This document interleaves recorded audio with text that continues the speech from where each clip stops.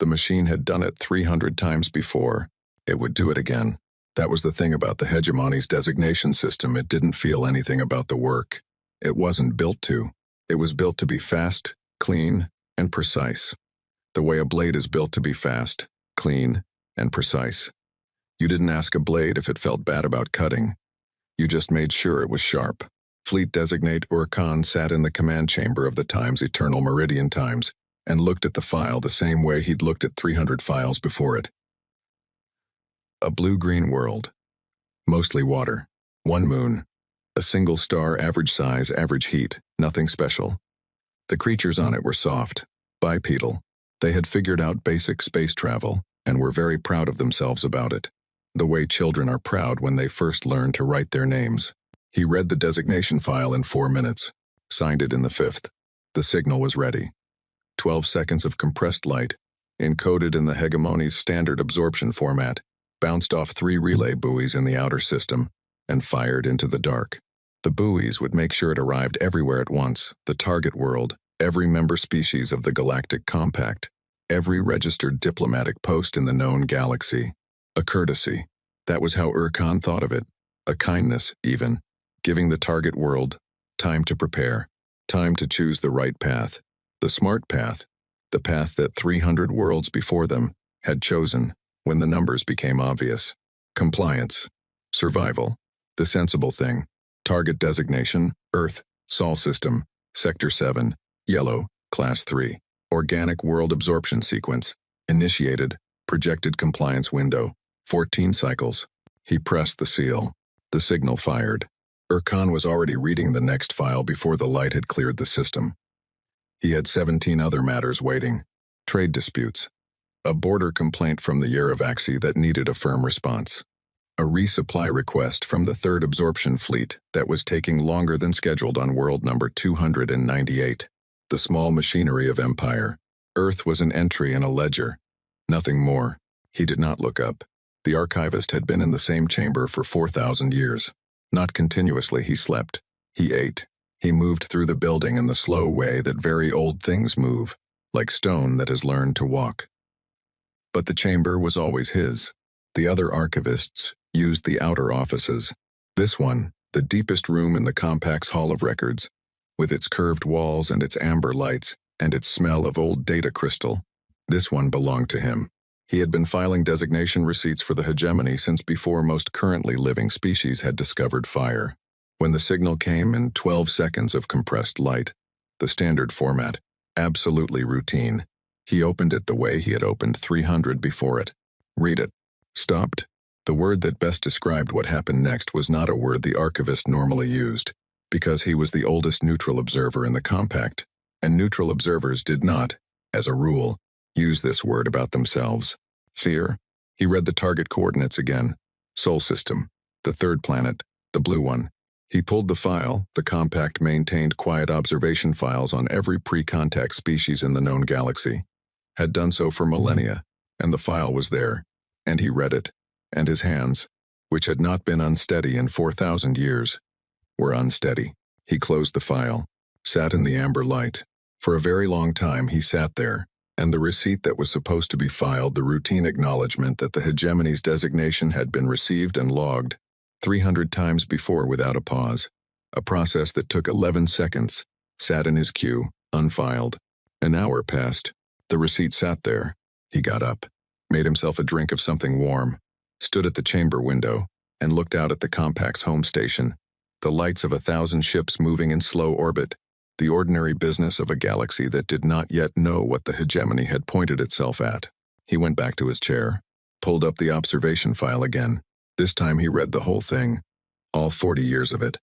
The quiet reports filed by Compact observers who had watched the blue world from a careful distance and written their notes and sent them in, and never quite escalated them to the Threat Assessment Bureau because the notes were strange, and the Threat Assessment Bureau did not like strange.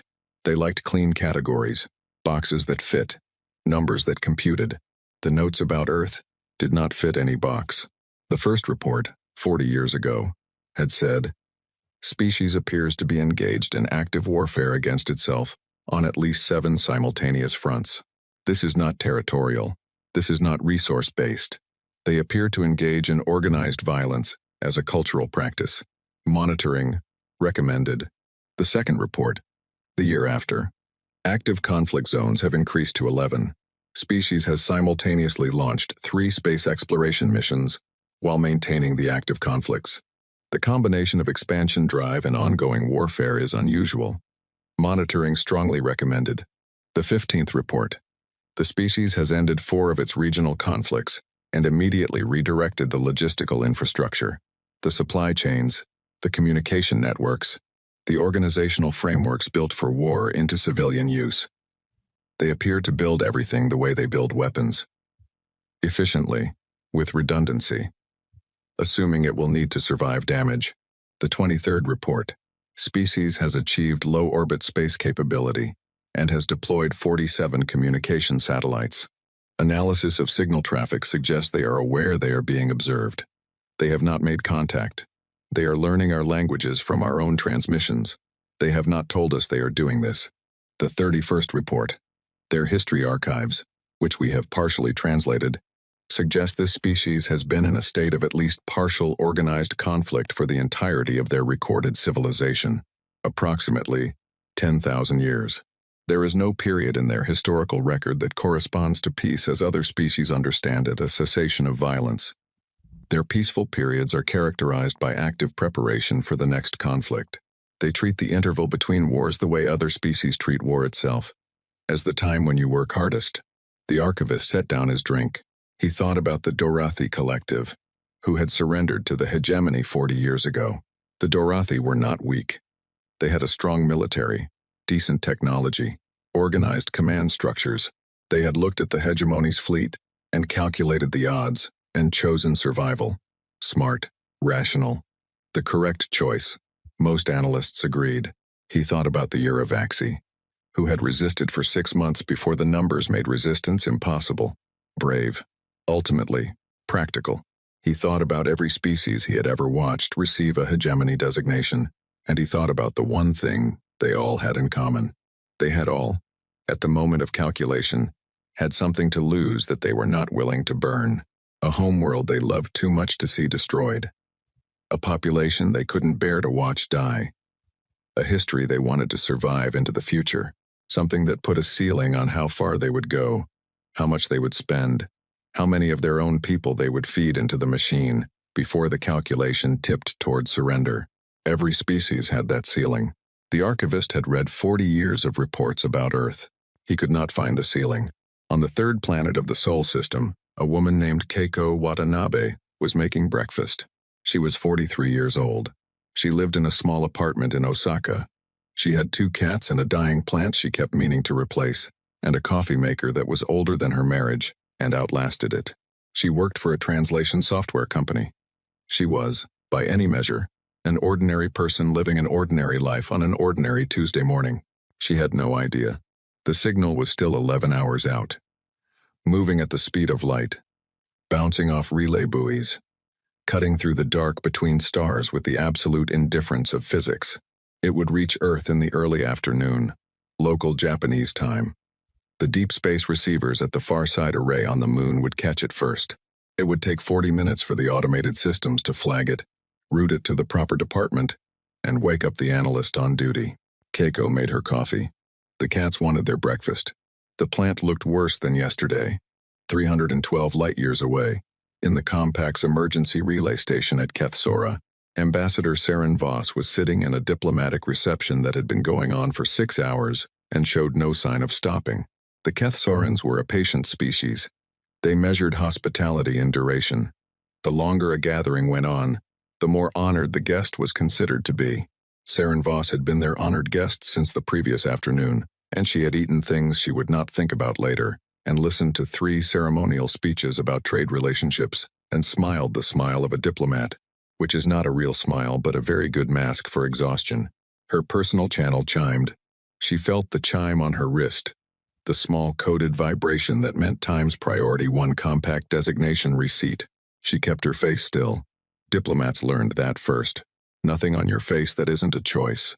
She excused herself in the polite way, the way that doesn't interrupt, and stepped into the small side corridor off the reception hall and looked at her wrist display. Read the designation receipt. The chime was routine. Designation receipts came in 2 or 3 times a year, the hegemony's pace of conquest, steady and grinding, and unpleasant to think about, but ultimately something you filed away, and noted, and moved on from. Because there was nothing the compact could do about the hegemony, and everyone had known that for a long time, and you learned to live with the knowledge. Saren Voss read the target coordinates. She was holding a small ceramic cup of blue root tea, a Kethsoran ceremonial tea, very hot, that she had been drinking because to refuse it would have been an insult.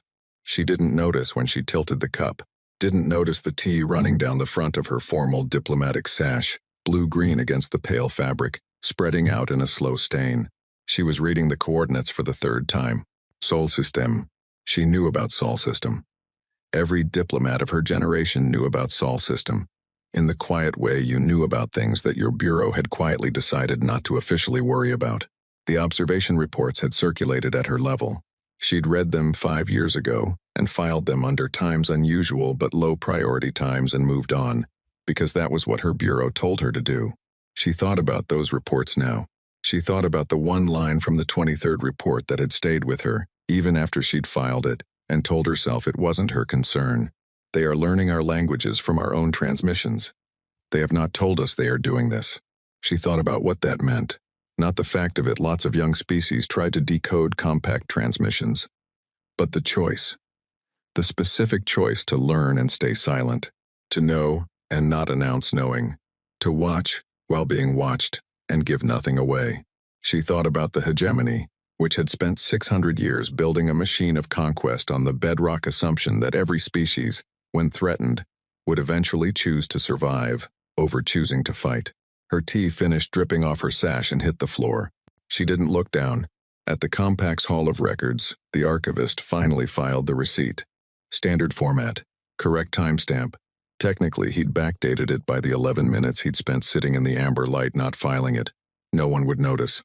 No one ever looked at the metadata on designation receipts. They were the most routine documents in the Compact's archive. 300 of them in 6 centuries. Always the same. Never worth examining. But before he closed the file, he added something he had never added to any designation receipt before. A flag. The Compact's archive system had a flag classification that had not been used in 4,000 years. Not since before the archivist had taken this post. He'd found it once, early in his tenure, deep in the system's legacy code, a relic of the first archivists. A classification so old that the display rendered it in a script that was no longer taught. Apex class contact. It had last been applied to a species that no longer existed. The archivist applied it to Earth, closed the file, looked at his hands for a while. Then he did something he had not done in 4,000 years of watching species rise and burn and fall and sometimes rise again. He opened a personal note, not for the official record, not for any bureau, not for any eye but his own, and he wrote in it, "The hegemony has made a mistake." He sat with that for a moment, added, "I don't think they know it yet." He thought about the blue world, the 40 years of reports, the species that had spent 10,000 years at war with itself and was still there, still standing, still building, still looking up. He added one final line, "I hope the damage is small." He closed the note. The signal from the hegemony was still moving through the dark, still 11 hours from Earth, still carrying its clean and precise and utterly confident message to a world that had no idea it was coming. Somewhere in Osaka, a woman's coffee was getting cold. Somewhere in Lagos, a man named Yusuf Adeyemi was finishing a night shift and walking home in the early morning, and the street was quiet, and the air smelled like rain coming, and he looked up at the sky the way he sometimes did. Not because he expected anything, just because it was there. The sky looked the same as always. It wouldn't, soon. But right now, in this last ordinary hour before the signal arrived and everything that came after arrived with it, the sky over Lagos was dark and quiet and full of stars, and somewhere among those stars, a 12-second message was moving toward them at the speed of light. And in the deepest archive room of the Galactic Compact's Hall of Records, in the amber light, the oldest living observer in the known galaxy sat with his personal note and his cold drink, and something new, living in his chest, that he hadn't felt in 4,000 years. He didn't sleep that night. He just sat there, and waited for whatever was going to happen next. The panic did not start on Earth. Earth didn't even know yet. The signal was still moving. Light travels fast, but the universe is large and indifferent to urgency, and the 12 seconds of compressed transmission from the hegemony's relay buoys was still crossing the dark between stars, while the galaxy it was aimed at started to come apart at the seams. The panic started on a space station, Kethsora Central Hub. Third level, a side corridor off a diplomatic reception room where a Kashari ambassador was standing in a spreading tea stain she hadn't noticed, reading the same 11 words for the fourth time, and the reception was still going on 12 feet away, and she could hear the ceremonial music and the polite laughter of people who didn't know yet. Saren Voss stood very still. The thing about diplomats, the real ones, the ones who had been doing it long enough to have their reactions completely under control, was that they could hold a panic inside them the way a bottle holds something under pressure. You couldn't see it from outside. The seal held. But you could feel it, if you were the bottle. She felt it now. She had worked in the Compact's diplomatic corps for 22 years. She had filed reports on 42 pre-contact species. She had attended 9 hegemony designations. 9 times she had read the receipt, noted the target world, marked it in her calendar under Time's monitor for developments, and gone back to whatever she was doing. 9 times the math had been obvious and the outcome had been obvious, and the only real question had been timing. She looked at the target coordinates of the 10th designation. The math was not obvious. She thought about a report she'd read 5 years ago, from an observer named Tenha, who had spent 6 months stationed near Sol System and had filed detailed notes on the third planet's communication signals. Tenha had been a careful observer, precise, not given to dramatic language. Tenha had used the phrase times operationally, alarming times only twice in her entire career. She had used it twice in the same report about Earth. Saren Voss went back into the reception, smiled the diplomatic smile, made her excuses in the correct form. The form that communicated time's emergency, requiring immediate departure times, without communicating anything about the nature of the emergency. The Kethsorans were old enough and experienced enough to read the form correctly. They let her go without pressing. She was in her shuttle before the reception ended, on her comm before the shuttle cleared the docking bay, calling people she hadn't called in 5 years. By the time Saren Voss's shuttle docked at the Compact's main diplomatic station, 6 hours after the signal fired, the emergency channels were already burning. The Yeravaxi had called an emergency session of the Compact Security Council. This was not unusual. The Yeravaxi called emergency sessions the way some species sneezed, reflexively and often. What was unusual was that the Compact Security Council had agreed to convene immediately, without the standard 48-hour notice period, without the procedural reviews, without the 17 separate committees that normally had to sign off on an emergency session before it became official. They had convened in 4 hours. That had never happened before. The Dorathi Collective, who had surrendered to the hegemony 40 years ago and integrated into the hegemony's administrative structure and spent the 4 decades since being very careful about what they said on Compact, channels were transmitting on every Compact frequency simultaneously. Every frequency. Every one. The last time the Dorathi had done that was when their homeworld was burning and they were sending a distress call that came too late. Saren Voss watched the Dorathi transmissions come in on her display as her shuttle docked, and she tried to read them and understand what she was feeling. The Dorathi messages were fragmented, emotional in a way Dorathi communication rarely was, and they all said variations of the same thing in different forms. Do not let this happen. Stop this. You don't understand what you're doing. That last one was not addressed to the Compact. It was addressed to the hegemony. The Pellucid Minds issued a statement. This was, by itself, an event significant enough to stop conversations across 3 star systems. The Pellucid Minds did not issue statements. The Pellucid Minds were the oldest continuous civilization in the known galaxy, after the Archivists' own people, and they had not issued a formal statement to the Compact in 200 years, because their philosophy held that observation was the only clean interaction with the universe, and all other forms of engagement were, in one way or another, a form of contamination. They watched. That was all. That was what they did. That was what they had done for longer than the hegemony had existed. Their statement was 11 words. We recommend immediate Compact intervention in the Sol System designation. No elaboration, no explanation. No precedent for interpreting what times immediate compact intervention times would even mean, given that the compact had never once intervened in a hegemony designation in 600 years of hegemony designations. Just 11 words. The Security Council read them. Read them again. Someone in the chamber, Saren Voss, would later hear it was the Yerevaxi council speaker, though she couldn't confirm it said out loud what everyone was thinking. The pellucid minds have never recommended anything. In 200 years, they observe. That's all they do. And then the chamber was quiet for a long time. Saren Voss spent 3 days not sleeping. She had the observation file on Earth. The full file, 40 years of it, which she had requisitioned from the archivist's archive the morning after the designation, with the highest level authorization her position allowed. The archivist had sent it within minutes of the request, without the standard processing delay. That itself told her something. She read it in order, first report to last. She took notes the way she hadn't taken notes since her training, actual notes, written down, not recorded, because she needed her hands to be doing something or she was going to vibrate out of her skin. The notes were not organized. She was not in an organized state. Report 7. They have 17 distinct regional languages still in active daily use, and a constructed global communication language that a significant portion of the population does not consider a real language, but uses, anyway, for practical purposes. The tension between these two things does not impede function. They seem to find the tension normal. Report 12. They have maintained standing military forces in a state of active readiness for at least 300 consecutive years. Not readiness for a specific threat. Readiness as a default condition. The military is not a response to danger. It is a background state. Report 19. They have had at least 4 separate occasions where a single individual, with access to the correct technology, could have caused an extinction-level event.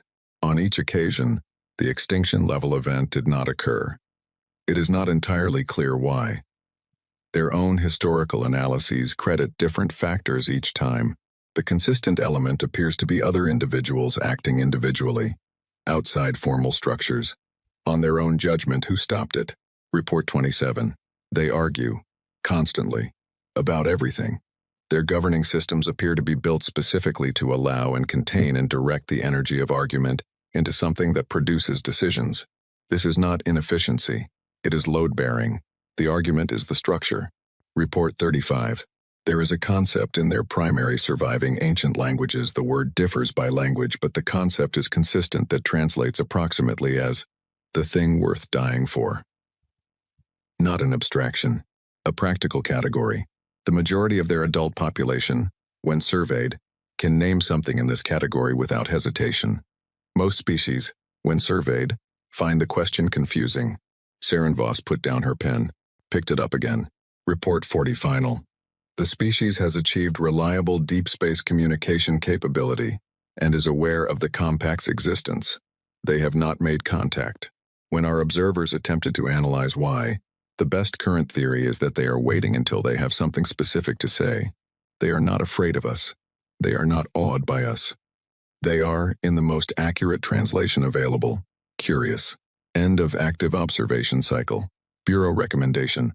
Continue passive monitoring. No escalation required. She stared at times no escalation required times for a long time. She thought about the analyst who had written that. Probably careful. Probably cautious. Probably using the framework they'd been trained with. The framework that said a pre-contact species with no FTL capability and no first contact wasn't an escalation concern, regardless of how strange the observation notes were. The framework that had never been designed to ask the question, what happens when the hegemony points its designation machine at something that doesn't behave like prey? She typed up a memo to the Security Council, deleted it, typed it again. The problem was she didn't know what to say. What did you tell the Security Council? Don't let the hegemony do. This times was not a policy. This will end badly for someone. Times was not specific enough. And the honest version times, I have read 40 years of observation reports, and I cannot find a ceiling on these people, and that terrifies me, in a way I cannot justify with. Math times was not the kind of thing you put in a Security Council memo. She sent the memo anyway. All 400 words of it. The Security Council acknowledged receipt. Did nothing. The hegemony watched the compact's emergency channels with something that looked like amusement. Erkan received a report from his intelligence division times. Compact species experiencing elevated communication activity regarding Sol designation times, and read it and set it aside. The compact always got nervous about designations. They didn't like the hegemony's methods. They had made their position on this clear 600 years ago, and the hegemony had made its position clear in response. And the two positions had existed in a kind of stable, mutual contempt ever since. The compact would hold emergency sessions, issue statements, send strongly worded diplomatic notes that would arrive after the absorption was already complete. This was the pattern. It had been the pattern for 600 years. His analysts confirmed. Compact reaction was within normal parameters. He was more interested in the supply chain issue on World 298. He spent most of the afternoon on that. 11 hours and 40 minutes after the signal fired, the Farside array on Earth's moon caught it. The array's automated systems flagged it in 7 minutes, routed it to the Deep Space Communication Division of the Combined Space Agency in 6 more. Woke up the duty analyst, a man named Dr. Paulo Reyes, who had been asleep for 3 hours after a 14-hour shift, and was deeply unhappy about the wake-up call in another 4. Dr. Reyes looked at the raw signal, looked at the encoding format, looked at the signal again. His hands were steady because he was too tired for them to shake. He called his division head. His division head called the director. The director called 3 other directors. The chain of calls took 22 minutes and moved faster than it ever had in the history of the agency, because the duty analyst had put a single note in the top of the routing file. This is not from us. In Lagos, Nigeria, at a building that did not appear on any public map, and had a sign on the door that said, Times Regional Water Management Authority, Times in 3 languages. Colonel Yusuf Adeyemi arrived at 0300 hours. He had not been called. He had woken up on his own, the way he sometimes did when something was happening that he needed to know about. A skill built from 30 years of work in places where sleeping through important things got people killed. He made tea. His adjutant, Lieutenant Chidi Okafor, arrived at 0310 with the decoded preliminary analysis and the expression of a person who was trying very hard not to have any expression at all. Sir, said Okafor. I know, said Adeyemi. You haven't read the file yet. I know the shape of it. Adeyemi held out his hand for the file. Okafor gave it to him. He read it while his tea finished steeping, set the file on the table, picked up his tea. Start the protocol. Which protocol, sir? Adeyemi looked at him with the specific look that meant times the one we've had ready for 15 years. The one we built specifically for this. The one that we hoped we would never use and fully expected to use. The one that's been sitting in the contingency drawer like a fire extinguisher. Waiting. First contact hostile designation, he said. Okafor nodded. Went to his station. The machine started moving. Quiet calls to quiet numbers. The kind of infrastructure that doesn't announce itself and doesn't need to. The kind that a species builds when it has spent 10,000 years learning what you need to have ready, and where you need to have it ready, and how fast you need to be able to move it. Adeyemi drank his tea. Looked out the window at Lagos in the early dark, the city already beginning to wake. Lights coming on in apartments. The sound of the first morning traffic somewhere below. Someone's radio playing something he couldn't quite hear. He thought about the file. Thought about what was in it. Thought about the 300 worlds before Earth. Thought about what those worlds had in common. He turned away from the window. Okafor. Sir, make sure the communication team is ready. We're going to need to send a response. He paused. The right one. What's the right one, sir? Adeyemi picked up the designation file again. Read the last line of the hegemony's message. Projected compliance window. 14 cycles. None. I haven't decided yet, he said. But I will. He sat down at his desk, opened a blank document, started thinking. Outside the window, Lagos was waking up. The galaxy was in a panic. The hegemony was confident. The archivist was afraid in his amber room. Saren Voss was on her 4th day without sleep, and her 7th draft of a memo that couldn't say what it meant. And, in a building with the wrong name on the door, in a city that had survived everything the world had thrown at it, and come out the other side still standing, a man drank the last of his tea, and thought about what you say to something that has never been told no before. He thought about it carefully. He was going to get this right. The response protocol had existed for 15 years. Not officially. There was no document with that name in any official archive. No committee that had voted on it. No minister who had publicly signed off on it. But it existed the same way a lot of important things exist in the hands of the right people. Shared quietly. Updated quietly. Never announced, because announcing it would require explaining why you needed it, and explaining that would require admitting that you had been watching the sky and expecting something and didn't want to say so out loud.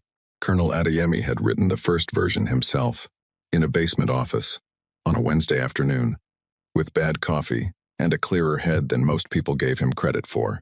He had written it because that was what you did when you saw something coming.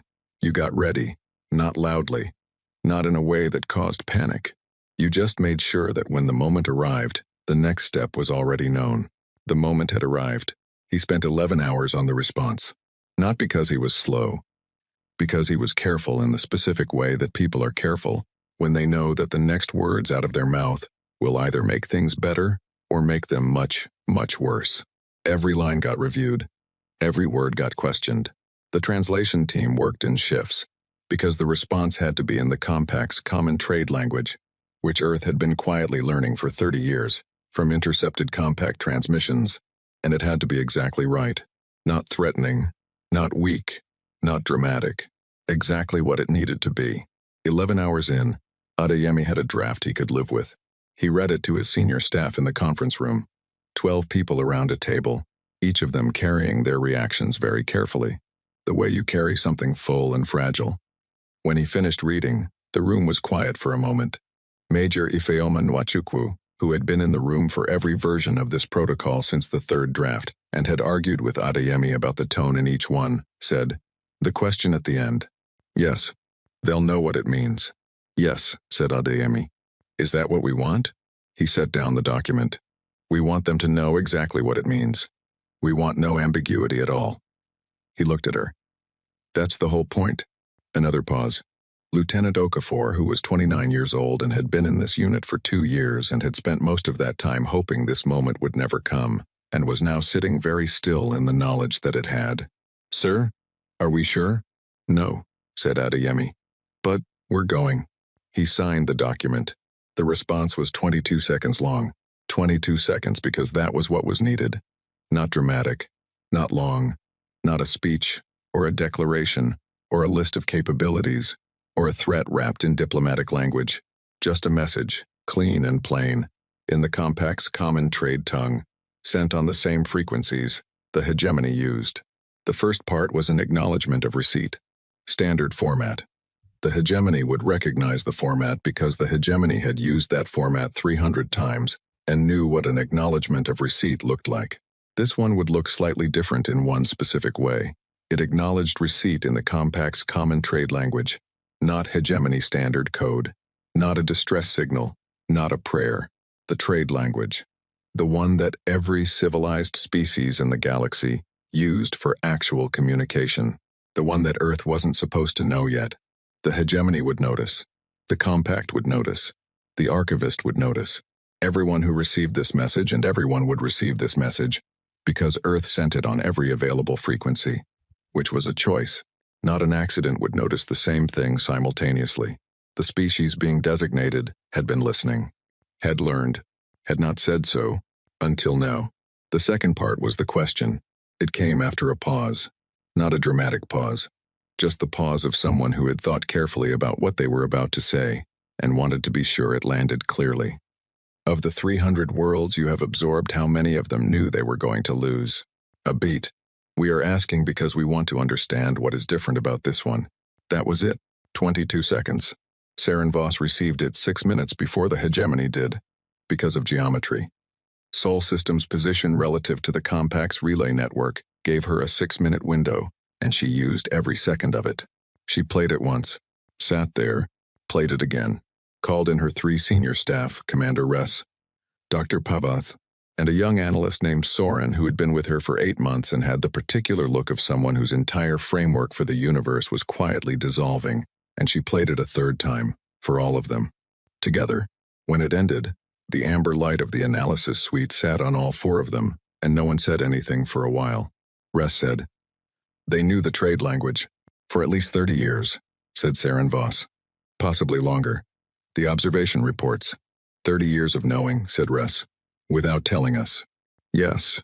Pavath, who was the oldest of the three and had a way of getting to the center of things quickly. The question isn't a question. No, said Saren Voss. It's a statement.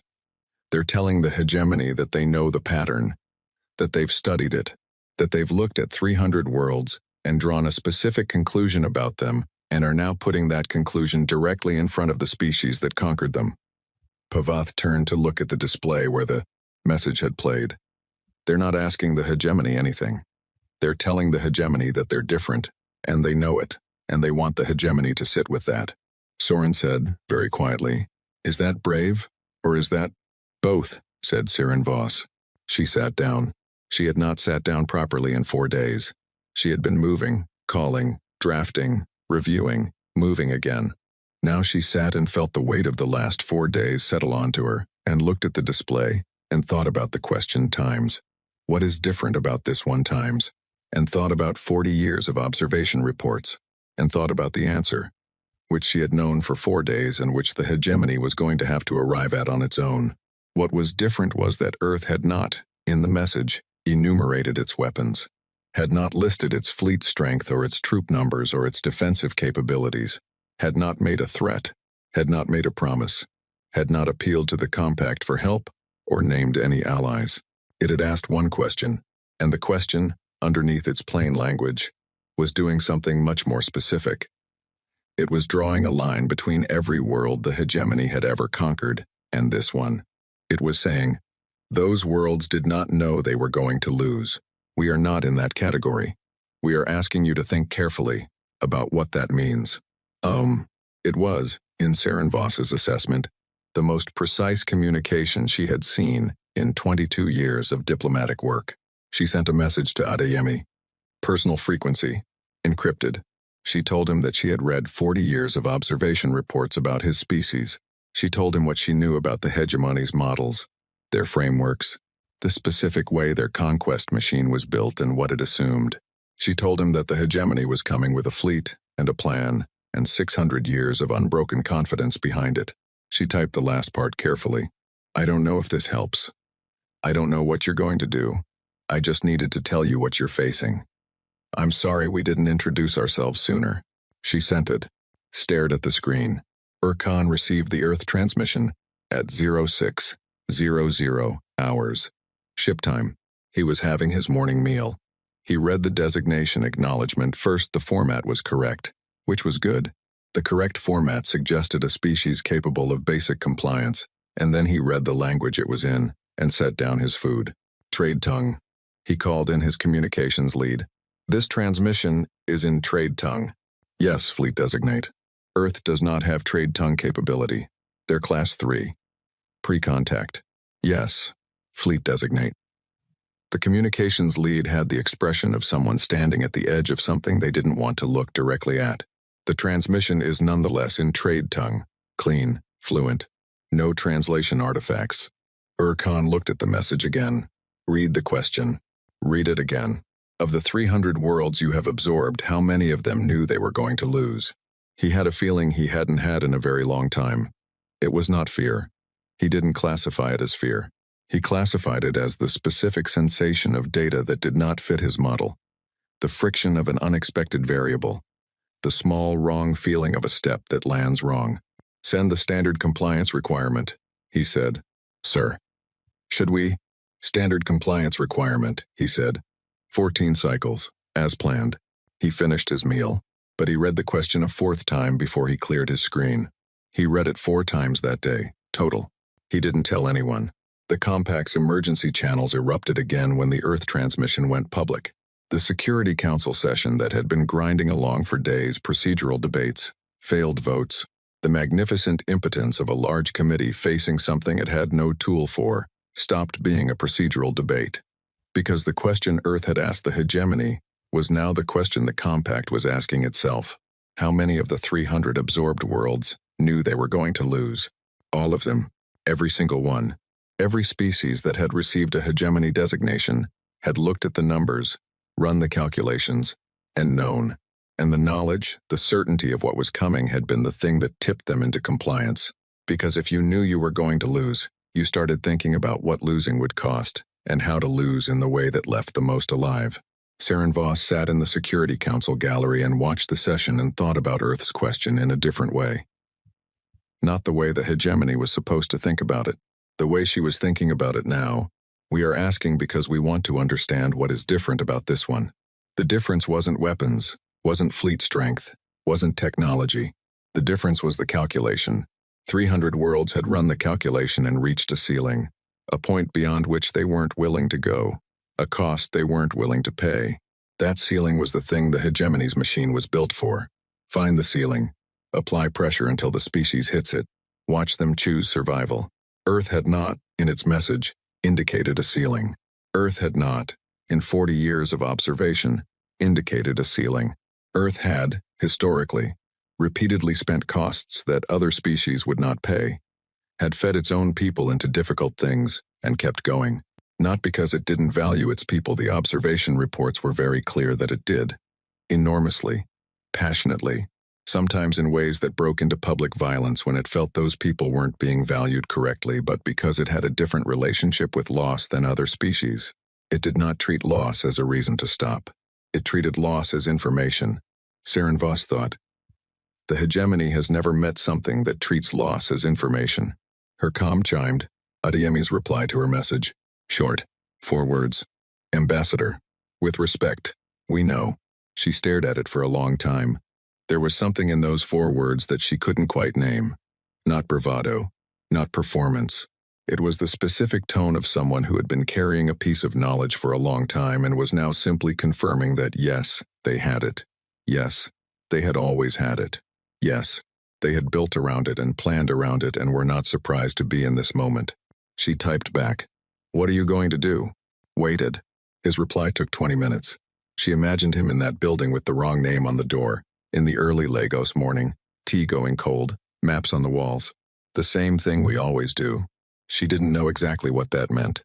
She was becoming increasingly certain that the hegemony didn't either. And in the Hall of Records, the archivist had added a new note to his private file. Not a long one. They replied in our language. They have been listening for 30 years, and they waited until this moment to say so. They are telling the galaxy something, not just the hegemony, all of us. He thought about what the something was, wrote it down. They are telling us they have been paying attention. They are telling us they are ready. They are telling us they are not afraid in the way we expected them to be afraid. He looked at the note, added the last line. I think they have been ready for a very long time. The hegemony's first absorption fleet dropped out of FTL at the edge of the Sol system on a Tuesday.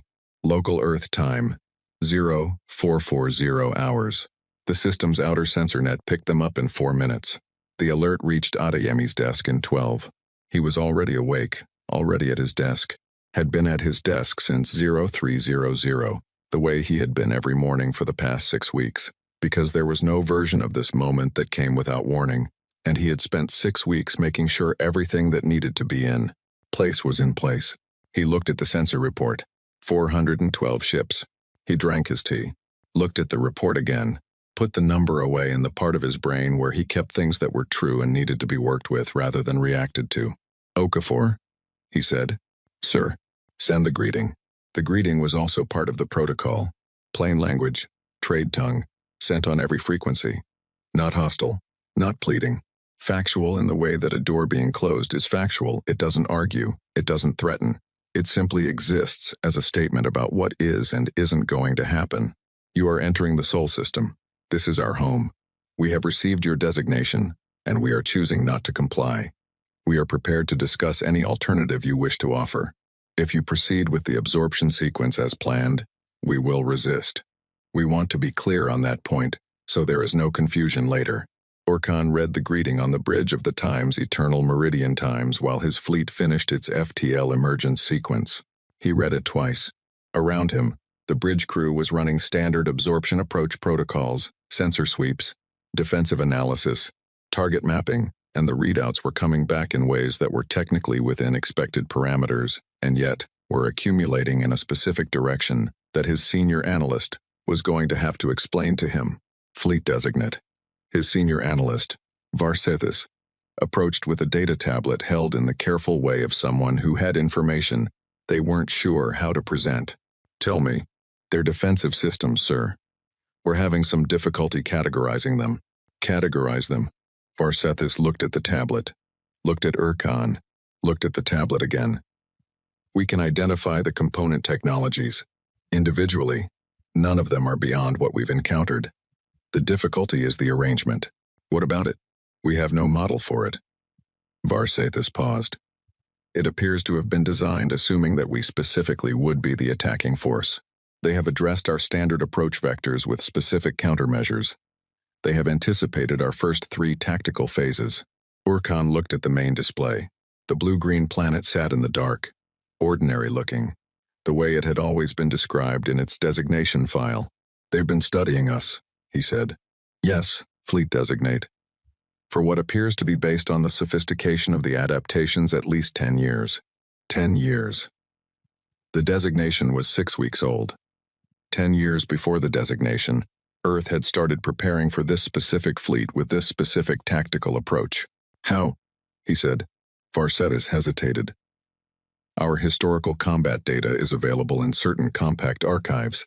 There have been observer reports filed on every hegemony engagement for the past 60 years. They are technically restricted, but the restriction protocols are. They read our battle records. Yes, sir. And built their defense around them. Yes, sir. And Urkan stood on his bridge and looked at the planet and thought about the greeting they'd sent. We want to be clear on that point so there is no confusion later. He had read that line and thought it was a bluff, the specific bluff of a species that had never actually been in a fight at this scale and didn't understand what they were up against. He was reconsidering that assessment. Proceed with standard approach, he said. Phase 1. Phase 1 took longer than expected, by 3 hours. Phase 1 was not combat, it was approach positioning, fleet arrangement, the geometry of bringing 412 ships into optimal firing configuration. The hegemony had done this 300 times and it took a standard and predictable amount of time. It took longer here because Earth's orbital defense network had repositioned overnight in a way that directly complicated the standard approach geometry. Not blocked it, not stopped it, made it more expensive in time and fuel. Just enough to be noticeable. Varsethis filed a note. Urkan read it. Phase 1 was completed. Phase 2? The formal demand for compliance. The last opportunity for the target world to choose the correct path before engagement began was transmitted at 1,200 hours. Earth's response arrived in 40 minutes. It said, "No thank you." 3 words. Grammatically correct. Polite and register. No elaboration. The bridge was very quiet for a moment. Urkan said, "Begin engagement." Saren Voss watched the early engagement reports from the Compact's relay station and started a new section in her observation file. She had been keeping the file since the designation was issued. It had become something she worked on the way other people worked on, coping mechanisms, structured, methodical, a way of managing the things she was watching by putting them in order. The early reports were confusing even for someone who had studied Earth. Standard hegemony engagements followed a pattern that Saren Voss knew well. The first phase of actual combat was overwhelming and short. The hegemony brought 400 ships because you didn't need 400 ships, you needed the number that, when the target world's leadership looked at it on their sensors, made the calculation obvious. The ships were as much statement as weapon. Earth's leadership had looked at 412 ships, and apparently done the calculation differently. The engagement lasted 3 days before the first significant development. Not 3 days of constant fighting, punctuated, partial, the hegemony probing, pulling back, adjusting, probing again. The rhythm of a force used to quick resolution running into something that wasn't resolving quickly. On the 3rd day, one of the hegemony's destroyer-class ships was taken out of combat. Not destroyed, disabled. Systematically, surgically, with a targeting approach that Varsethis' report described as times indicating familiarity with our ship architecture at a component level. They knew where the systems were. They knew which components, disabled in which sequence, would take a ship out without blowing it up. They had been studying hegemony ship design the way a surgeon studies anatomy, not to kill but to stop. Precisely, at the right point. Saren Voss wrote in her file. They are not trying to destroy. They are trying to demonstrate. She wasn't sure who she was writing it for at this point. Herself, maybe. Week 3. The compliance window was 14 cycles, which in hegemony standard time was approximately 42 Earth days. They were at week 3. They were not ahead of schedule. Urkan held his daily briefings and listened to Varsathis and his senior commanders explain the previous day's engagements, and something was wrong that he couldn't quite name. Not the numbers were, technically, within range. Losses were higher than projected but not catastrophic. The fleet was still 401 ships. Earth's orbital defense network had been degraded by approximately 30%. What was wrong was the pattern. In every engagement against every other world, there had been a moment he could always identify it afterward. Sometimes during when the resistance changed quality.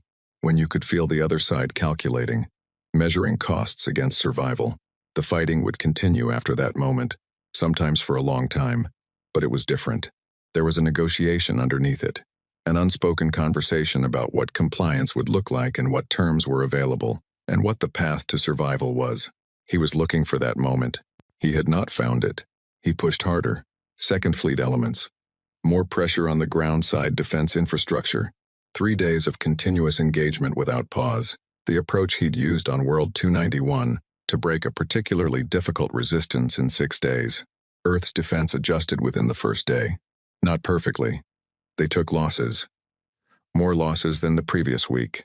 He could see it in the numbers. They were spending people and resources at a rate that should have been producing the calculation, should have been pushing them toward the unspoken conversation.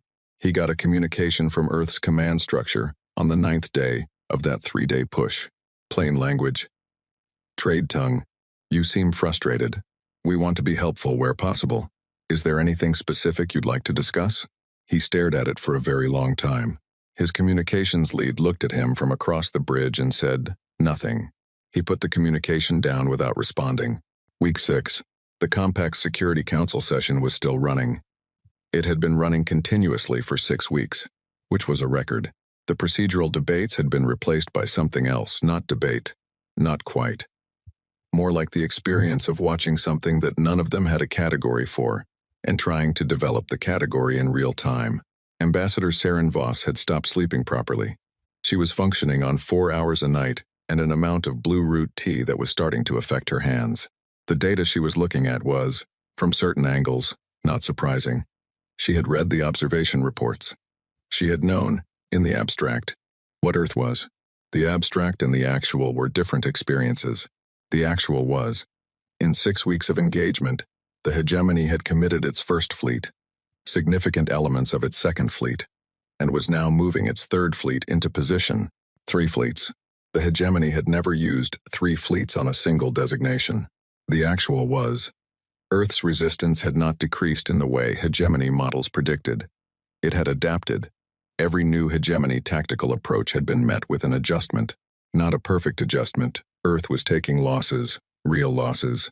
And Saren Voss did not let herself look away from that, but an adjustment that indicated an organizational capacity to process loss, incorporate it, and change.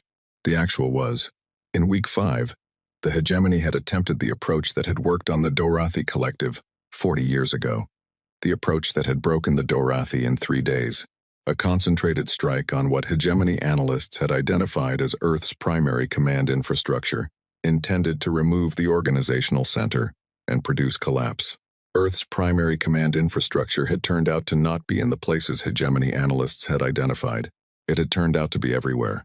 Distributed, redundant, built specifically to survive decapitation, as if the people who designed it had known, from long experience, that someone would eventually come looking for the head, and you needed to have already solved for that problem. Commander Ress looked at the engagement data and said, in the quiet of the analysis suite, they built their entire command structure, assuming they would lose the center. They built it to work without a center. Saren Voss nodded. Who builds like that? Species that have fought themselves, she said, extensively, for a long time. They've already seen someone try to cut off the head, multiple times. They built the answer into the architecture. Ress sat down. How do you beat that? Saren Voss thought about this. I don't know, she said.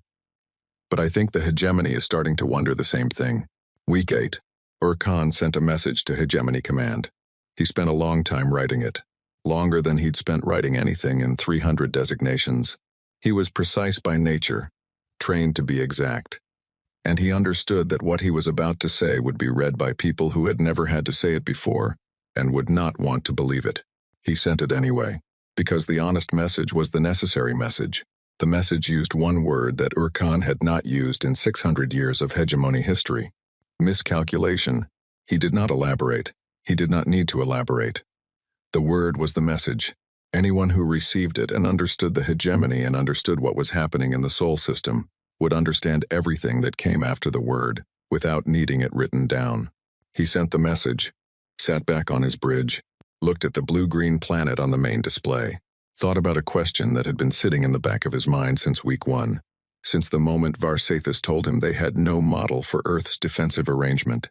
He thought about 300 worlds, 300 designation files, 300 species that had looked at his fleet and done the calculation and found the right answer. He thought about the specific thing those 300 worlds had all shared. He looked at Earth.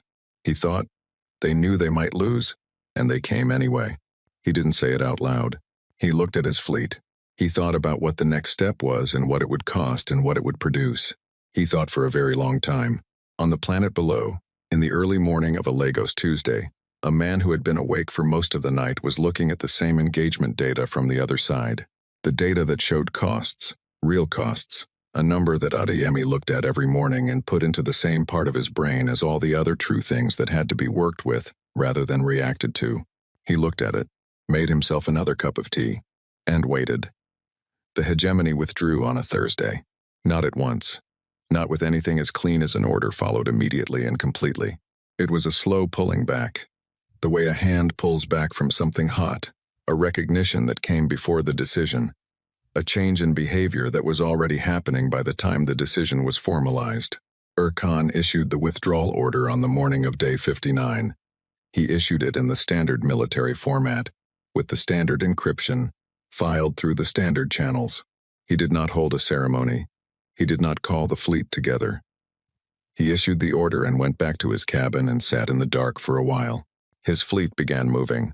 It took 3 days for the full withdrawal to complete 401 ships, down from 412, the 11 missing ones sitting in Earth's orbital space in various states of disabled and captured, and serving as a kind of unasked-for inventory of what had gone wrong and why. Earth watched them go. Earth did not celebrate on the communication channels, did not send a victory message, did not call the compact to announce what had happened. The communication channels stayed exactly as they had been during the engagement: clear, functional, open. The channel never closed. 3 weeks after the withdrawal, the hegemony sent a message. It was addressed to Times, the governing body of Earth. Sol system. The hegemony had never addressed a message this way before, had never needed to, because the standard post-designation communication went to the newly integrated administrative unit, the former governing body now absorbed and operating under hegemony administrative code. This was different. This was addressed to an entity that had not been absorbed. The message was not an apology. The hegemony did not have the specific architecture for apology. 600 years of unbroken conquest had removed that word from their formal diplomatic vocabulary, the way disuse removes a muscle. They had the word technically. They did not have the practice of it. What the message was, technically, was an acknowledgement in the formal diplomatic register, which was, in hegemony terms, the most serious register. The register where formal things happened that had weight. It said in clean trade tongue, the hegemony acknowledges the outcome of the Sol system engagement. We acknowledge the capability and resistance of the Earth governing bodies. We seek to open a formal diplomatic channel at a mutually agreeable time. That was all. Adeyemi read it at his desk. Set it down, in the exact same movement, the exact same pause, as the morning he'd set down the original designation file. Okafor, who had been with him for all of it, and had by now developed a detailed map of Adeyemi's expressions, watched him and said nothing. Adeyemi picked up his tea. Start the diplomatic response protocol, he said. We have one of those, sir? We have one of everything, Okafor. Saren Voss filed her report 3 weeks after the withdrawal. She had been drafting versions of it for the entire 59 days of the engagement. Deleted them. Started again. Deleted those. The problem was that the standard report format had been designed for standard events, and what had happened in the Sol system was not a standard event, and the format kept trying to flatten it into something smaller than it was. She gave up on the format. She wrote 412 pages. It was the longest report in the Compact's diplomatic archive. It covered everything, the 40 years of observation reports that had been quietly declined for escalation, the designation receipt, and the 6 weeks of Compact panic that followed, the Earth response and what it signaled, the full engagement, the tactical data, the hegemony's adjustment failures, the withdrawal, and what Saren Voss believed it all meant for the structure of the galaxy going forward. She had written longer private documents, but for the official record, 412 pages was a statement. The final paragraph was 11 words. She had written it 14 times. Each version said the same thing in slightly different language, and she had kept going back to it because it was uncomfortable, and she wanted to find a way to make it less uncomfortable, and she eventually stopped trying. We knew what they were. We should have introduced ourselves sooner. The Compact's Bureau of Threat Assessment would argue about those 11 words for the next 100 years, about what times new times meant, and when they had known, and what times should times implied about responsibility, and whether the Compact had any obligation to pre-contact species that fell within the hegemony's designation. Range. Saren Voss filed the report. Did not wait for the argument to start. The formal seat offer came 2 months after the withdrawal. The Compact's Security Council, which had been in a state of continuous emergency session for 11 weeks, and was deeply tired, and not entirely sure who they were anymore by the end of it, voted unanimously to offer Earth a full diplomatic seat in the Galactic Compact. Unanimously, including the species that had argued hardest against intervention during the engagement, including the ones who had spent 6 weeks in procedural debate while the Sol system burned. Unanimous. Because at the end of it, the question of what you did with Earth was not actually a complicated question. You brought them in. You opened the door. You made the introduction that should have been made years ago. The vote took 4 minutes. Earth's response took 2 days. Not because they were uncertain, because they were thorough, and they wanted to be sure they understood what they were agreeing to, and they wanted to send the right people, and they wanted those people to be fully prepared. Earth accepted. The delegation arrived at the Compact's central hub on a Friday morning. 7 people. Saren Voss was in the receiving gallery when the shuttle docked, and she had prepared herself, had told herself she understood what she was going to see, that after 412 pages of her own report, she knew these people, as well as you could know, a species you'd never met, and she was wrong about being prepared, which she admitted to herself in the first minute. They looked so ordinary. That was the thing that got her. They walked through the docking corridor, 2 Compact security officers flanking them on each side, and they looked at the station around them with bright, interested eyes. They talked quietly to each other. One of them was eating something out of a small container she'd brought from home. One of them was sketching something on a paper notebook, which no species in the Compact had used in 2 centuries. Just casually sketching the station architecture as they walked. Not military. Not generals or strategists or the people who had built the thing that had just made the hegemony pull back for the first time in 600 years. Scientists. Linguists. A historian. A food scientist named Dr. Amara Diallo who, when the Compact's press division later asked her why she had been chosen, said, "Because you learn the most about a culture from what it feeds people." A linguist named Miriam Osei, 29 years old, who had apparently learned 6 Compact languages in the 3 months of the engagement from archived transmissions, and could now speak them all with a slight Lagos accent. Saren Voss met them in the gallery. She had prepared a speech. She had worked on it for a week. She wanted to say the right thing. The thing that acknowledged the distance between what the Compact had done and what it should have done. The thing that honored the engagement, and the cost, and the 59 days, and the 11 ships, and all of it. Miriam Osei looked at her, eating from her container, and said, "Ambassador Saren Voss, we've read your reports, all of them." She paused. The 40 years of them that weren't escalated. Not just the recent one. Saren Voss said, "I know. It's fine." said Miriam. It is not fine, said Saren Voss. She had said this in her head 100 times during the engagement, and it came out now without her deciding to say it. You could have been helped. We had the information. We had 40 years of knowing what you were, and we filed it and moved on. And when the hegemony pointed at you, we spent 6 weeks in committee while you— Ambassador. Miriam's voice was not unkind. It was patient in the specific way of someone who had thought about this already and arrived at a position she was comfortable with. We know. We handled it. We're here. She held out the container. It's jollof rice. It travels well. Do you want some? Saren Voss looked at the container, looked at Miriam. Yes, she said. The archivist requested a private audience, and got it. He met Miriam alone in a small room off the main archive, in the amber light. He had his notes in front of him, the private notes from the last 3 months, the ones not for the official record. He had been trying to figure out what to say to a member of this species since the moment he'd first applied the Apex class flag, and he had 4,000 years of experience to draw on, and he still wasn't sure. He said, I observed your species for 40 years, and filed reports that were not escalated. You want to apologize, said Miriam. She was looking at him with the calm attention of someone who was genuinely interested in what he was. Yes, you can. She tilted her head. We accept apologies. He had not expected that. He didn't know what he'd expected. I watched 4,000 years of civilizations. I have never seen what I saw in those 59 days. What did you see? He thought about it. He had 4,000 years of vocabulary, and this was still a hard sentence to build. I have watched 300 species receive a hegemony designation. Every single one of them, at some point in the engagement, started calculating, started thinking about what losing would cost, started looking for the ceiling. He paused. I could not find your ceiling. Miriam was quiet for a moment. We have one, she said. But it's very high.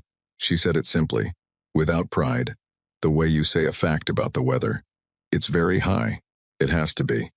We've been through enough that we know the cost of letting things get past the ceiling. She looked at him. We're not fearless. We're just expensive. The archivist sat with that. Expensive. Not brave. Not limitless. Just expensive enough that the calculation that had worked on 300 other worlds didn't work here. He wrote it in his notes when she left. Opened the Apex class file. Added her exact words. We're not fearless. We're just expensive. Then he added his own last line, under everything else, in the old script that only he could still read. That is, I think, more terrifying than fearlessness. Fearlessness can be broken. Expense simply has to be paid or acknowledged as unpayable. The hegemony met something it could not afford. It will take them a long time to understand what that means. The hegemony's new models ran projections for 3 years. The analysis team that rebuilt the tactical and political models quietly, internally, without announcing they were doing it, filed a summary report that circulated through the upper command structure and was classified at the highest level, and was not shared outside the hegemony, and was summarized in the final line of its executive section as recommend indefinite suspension of Sol system-adjacent designations pending further analysis. There were 16 worlds in the Sol system-adjacent range, indefinite suspension. The report also included, as an appendix, a new category in the target assessment framework. The category had no official name in the final report because the analysts had argued about what to name it for 6 months and couldn't agree. One of them, in a draft version of the report that was later removed from the official record, had called it the Times Earth category, meaning the category of things that do not respond to the standard calculation because they have a different relationship with loss than the calculation assumes, meaning the category of things the hegemony could not afford. The category currently had 1 member. The hegemony's analysts were running quiet assessments on whether there were others. On a Thursday afternoon, in the galactic standard year that would later be referred to in compact histories as times the Sol year, Adeyemi sat in his office and read the latest diplomatic update from the compact session. The update was 3 pages. He read it in 7 minutes. Put it down. Made tea. Okafor knocked. Sir, the compact's press division wants to know if you'll give a statement, for the formal record, about the engagement. About, he paused. finding the right words, about what it means. Adeyemi looked at his tea, looked out the window at Lagos, which was loud and bright and moving with the specific energy of a city that was the same city it had always been, and also something slightly different now, slightly proud in a way that didn't announce itself, the way an old building is proud just by still standing. "Tell them I'm flattered," he said. And I'm a military officer, not a philosopher. They can ask me about logistics. They can ask me about the defense network structure. They can ask me about supply chains." He picked up his tea. "For what it means, they should ask someone else." Okafor made a note.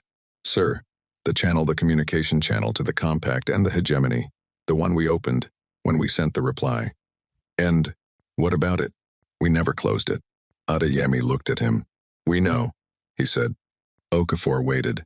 "Leave it open," Adeyemi said. He sat for a moment longer. "We leave every channel open," he said. "That's always been the policy." The channel stayed open. The hegemony's analysts flagged it in their systems as an anomaly, a species that maintained active communication channels, even after a conflict ended. Most species close channels after engagements.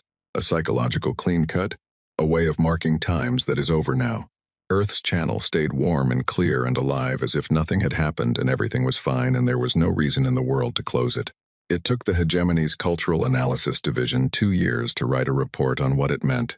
The report's conclusion was 4 paragraphs long and most of it was hedged and qualified in the way things are hedged and qualified when analysts are not quite sure what they're looking at. But the final paragraph was plain. The open channel is a message. The message is, we are still here. We were always going to still be here. We know you are listening and we have nothing to hide from you, and we will remain on this frequency for as long as you want to talk. The message is specifically addressed to the hegemony. It is not a threat. It is a statement about permanence. The species of Earth is telling us that it does not end, that this engagement is one page in a very long document, that whatever we decide to do next, they will be there when we decide it. The report was filed, read by the right people. On the Times Eternal Meridian, in his cabin, Khan read the cultural analysis summary. Read the last paragraph twice. Put it down. Looked out the viewport at the stars. He thought about 59 days. About 12 ships. About the question Earth had asked at the very beginning, before a single weapon was fired. How many of them knew they were going to lose? He thought about all 300. He thought about himself sitting here, reading a report about an open channel. He thought about the question in reverse. They had not known they were going to lose. No one had told them that they should expect to. No one had prepared them for something that treated loss as information and kept going. No one had thought to ask, in 600 years, what would happen when the calculation didn't work? He filed a response to the cultural analysis. Short, personal notation, not for distribution. Note for record, the question they asked us before the engagement. We assumed it was a challenge. It was a gift. They were telling us what they were. We chose not to hear it. He closed the file. Out in the Sol system, on the 3rd planet, in a city in West Africa, a man made his morning tea. Outside his window, the city was loud and alive. The sky above it was pale and clear. The channel was open. It was always open. It had never needed to be anything else.